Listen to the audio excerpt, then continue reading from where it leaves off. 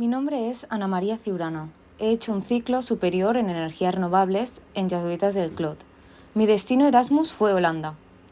Me motivó a participar vivir una experiencia sola, fuera de mi zona de confort, sin padres, porque estando muy cómoda en mi vida actual y sin razón externa que me obligara a salir, tomé la decisión de ponerme un reto personal.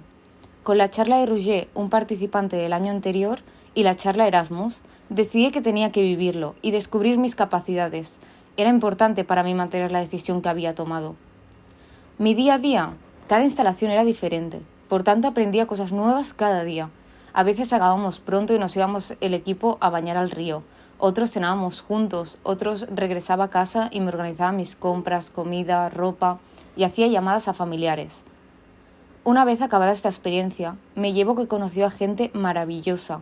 He mejorado muchísimo mi nivel de inglés, he aprendido mucho de mi sector, a gestionarme a mí misma, saber qué tengo que hacer cuando surgen incidencias que nadie más puede resolver, vencer la pereza de ir a comprar, que si no, no como, y en definitiva, valorar lo que tengo en mi casa y en mi vida personal.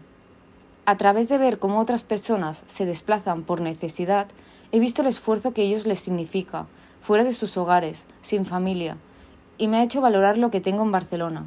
Por tanto, esta vivencia hará que mi visión de otros en mi país sea diferente, sea más comprensiva hacia el que viene, sin aplicar estereotipos negativos o de rechazo. En mi sector no es común encontrar chicas.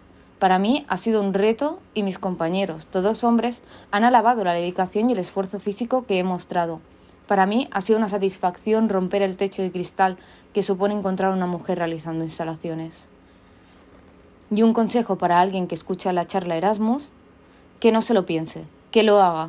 Tras la charla vas a tener pensamientos que no te animan. Estoy bien aquí, no tengo nivel de idioma, pero no te dejes llevar por ellos, date una oportunidad. Descubrirás tu capacidad de adaptación y el resultado será bueno, aunque el camino no esté libre de malos momentos.